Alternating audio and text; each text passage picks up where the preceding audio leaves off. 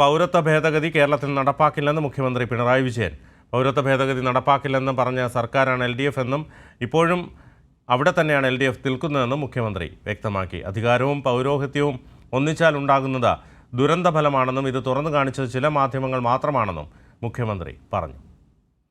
പൗരസമൂഹത്തിലെ ഒരു വിഭാഗത്തെ പുറത്താക്കാൻ മാത്രം വഴിവെക്കുന്നതാണ് പൗരത്വ നിയമ ഭേദഗതി.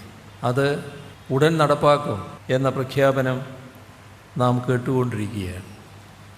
നേരത്തെ തന്നെ അതുമായി ബന്ധപ്പെട്ട് നമ്മുടെ സംസ്ഥാനത്ത് ഈ പൗരത്വ നിയമ ഭേദഗതി നടപ്പാക്കില്ല എന്ന് ആ ഭേദഗതി വന്ന ഉടനെ തന്നെ പ്രഖ്യാപിച്ച സർക്കാരാണ് കേരളത്തിലെ LDF സർക്കാർ. ഇപ്പോഴും നാം അവിടെ തന്നെയാണ് നിൽക്കുന്നത്.